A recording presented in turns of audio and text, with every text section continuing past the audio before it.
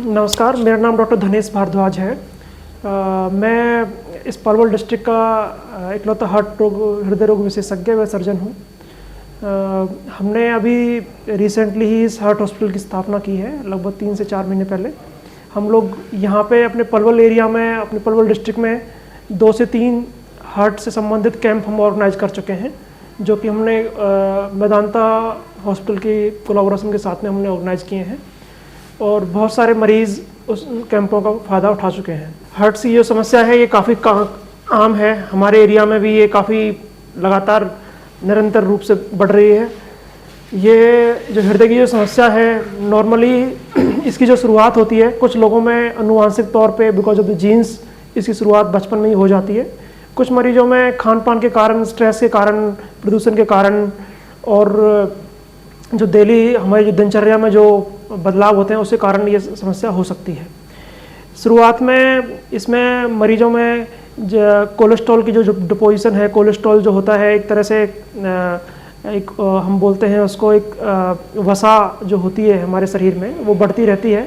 और उसका जो डिपोजिशन है हमारी जो नसों में शुरू हो जाता है। वो जो डिपोजिशन है वो हमारे शरीर की सभी नसों में डिपोजिशन होता है, जो कि हृदय की नसें भी हो सकती हैं, हाथों की नसें, पैरों की नसें और इवन ब्रेन की नसें जो होती हैं उनमें भी हम ये डिपोजिशन शुरू हो जाता है। जब इनकी मात्रा, डिपोजिशन की मात्रा काफ़ी बढ़ जाती है, लगभग वो 70-80% तक फैल जाती है, तो जो प्लाक जो होता है, प्लाक में किसी भी इंजरी की वजह से या स्ट्रेस के कारण जो है प्लाक वो रप्चर हो जाता है और वो जो प्लाक जो है वो पूरी नस को फिर पूरी तरह से उस टाइम पे बंद कर देता है और वहाँ पे जो हमारे जो सेल्स होते हैं, बॉडी के सेल्स, वो भी जाके डिपोजिट हो जाते हैं और वो पूरी तरह से वो जो पाइप है उसको पूरी तरह से बंद कर देते हैं और मरीज़ को जो है हृदय की घात की या फिर हार्ट अटैक की जो समस्या है वो आती है। ये शुरुआत में काफ़ी इतना कॉमन नहीं था, बट अभी रिसेंटली कोरोना वजह से अभी आया है 1-2 साल पहले, उसके कारण से ये समस्या जो है यंग पेशेंट्स में भी लगातार बढ़ती जा रही है। यंग पेशेंट्स में जो है ये कई बारी सडन हार्ट अटैक के रूप में आती है, जब भी वो जो लोग होते हैं डांस कर रहे होते हैं, नाच रहे होते हैं, अपनी डेली दिनचर्या जो कर रहे होते हैं उनमें उस टाइम पे हो रही होती है। ऐसा इसलिए होता है बिकॉज जो कोरोना के बाद में क्या है कि हृदय की जो थक्का जो बनने की संभावना है वो ज़्यादा बढ़ जाती हैं। कोरोना वायरस के इफेक्ट के कारण जो है थ्रोम्बोसिस हम बोलते हैं मेडिकल लैंग्वेज में उसको, वो थ्रोम्बोसिस की जो समस्या है वो इन लोगों में ज़्यादा बढ़ जाती है। तो थ्रोम्बोसिस जब ज़्यादा बढ़ जाती है तो ये जो हृदय की जो नसें होती हैं उनमें रुकावटों की समस्या आती है, काफ़ी कॉमन हो गई है ये अभी, और उस कारण से ही जो यंग जो हमारे ब्लड है, यंग बच्चे हैं, उनमें ये समस्याएं आ रही हैं। इससे बचाव के जो है तरीके हैं, जैसे कुछ लोगों में जैसे लोगों को पता रहता है कि भाई हमारी फैमिली में दिल की समस्या है, जो कुछ लोगों को मदर में, फादर में पहले हार्ट अटैक की हिस्ट्री रहती है, उन लोगों को तो ज़्यादा सजग होने की ज़रूरत है। नॉर्मली वो भी एक निश्चित उम्र के हिसाब से, हम लोग जैसे 35 से 40 साल की उम्र बोलते हैं, उनको अपनी रूटीन हेल्थ चेकअप या एग्जीक्यूटिव हेल्थ चेकअप कराना चाहिए। उसमें रूटीन हेल्थ चेकअप में उसमें आपकी कोलेस्ट्रॉल की जांच है, डायबिटीज़ की जांच है, उसके बाद में इको है, टीएमटी है, ये जो स्क्रीनिंग जो जांचें हैं ये इनको करानी चाहिए और अपने कोलेस्ट्रॉल को और उसको ये अपने नियंत्रण में रखना चाहिए। और इनको अर्ली हम जितना पिक करेंगे उतना ही हम लोग ये है लोगों में जो मोर्टेलिटी को बचा सकते हैं।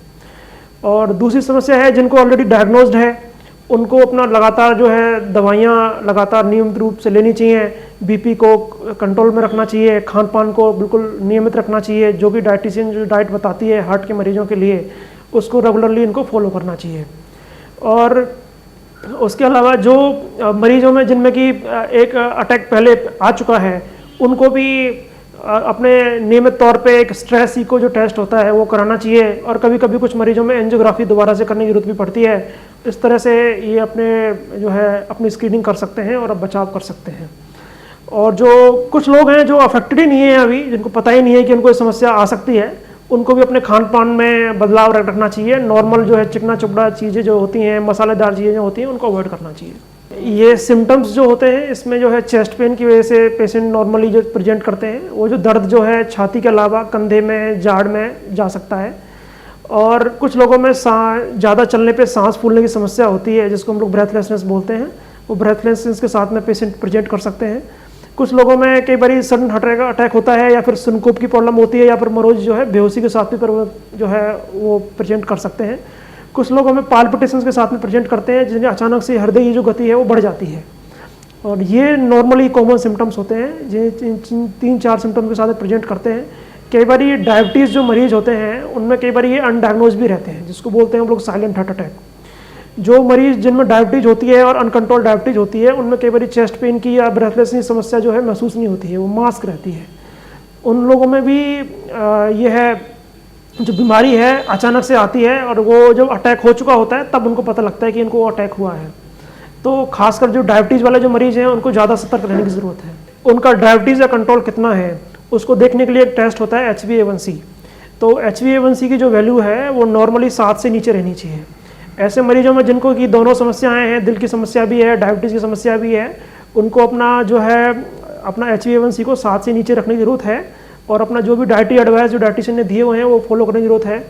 और डेली रूटीन में जो अपना योगा कर सकते हैं, वॉकिंग कर सकते हैं, कम से कम 10,000 स्टेप्स इनके लिए रिकमेंडेड है। अच्छा, जो समस्याएं जो आ रही हैं, सबसे पहले तो prevention is better than cure. अगर हम लोग किसी तरह से उनको प्रिवेंट कर सकते हैं, उस चीज़ के लिए पहले तो स्क्रीनिंग हमको करनी चाहिए। जो भी जिनको भी फैमिली हिस्ट्री ऑलरेडी है डायबिटीज़ की, हाइपरटेंशन की, कोरोनरी डिसीज़ की, उन लोगों को अपना अर्ली एज में ही स्क्रीनिंग टेस्ट सारे करा लेने चाहिए, और उनको हो जाना चाहिए कि भाई हमारे को भी दिल की समस्या नहीं है जैसे हमारे फैमिली में थी।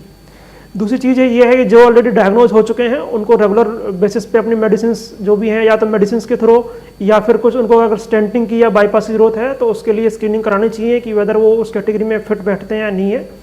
और तीसरी चीज़ ये है कि जो दवाइयों से जिनका इलाज हो सकता है उनको अपना रेगुलर मेडिसिन वगैरह डायबिटीज़ की, हाइपरटेंशन की और कोरोनरी डिसीज़ की जो मेडिसिन है लगातार खानी चाहिए। ऐसा नहीं है कि हृदय की जो समस्याएं हैं वो उनको ठीक नहीं किया जा सकता है, उनका बचाव भी किया जा सकता है और उनको अच्छे से ठीक भी किया जा सकता है, बशर्ते कि आप लोग जो सारी जो आपकी मेडिसिन हैं उनको आप ठीक करिए। डेली जो आपकी दिनचर्या है उसको अपना नॉर्मल करिए। अपने जो दिनचर्या में एक्सरसाइज का बहुत बड़ा रोल है, एक्सरसाइज को और वॉकिंग को इंक्लूड करिए। जो नॉर्मली यंग एज में भी आप अपना वॉकिंग कंटिन्यू करिए, जैसे मैं अभी भी फॉलो करता हूँ, लगभग 8,000 स्टेप्स पर डे मैं खुद भी करता हूँ। और साथ में अपने नट्स का, मिलेट्स का जो इस्तेमाल है अपनी डाइट में दिनचर्या में करिए, और कोशिश करिए कि इंस्टेड ऑफ व्हीट, जो फुल ग्रेन जो व्हीट आप लेते हैं उसकी जगह पर अगर मल्टीग्रेन की रोटी आप खा सकते हैं और अपनी, तो वो आपके लिए सेहत के लिए काफ़ी अच्छा है। Thank you.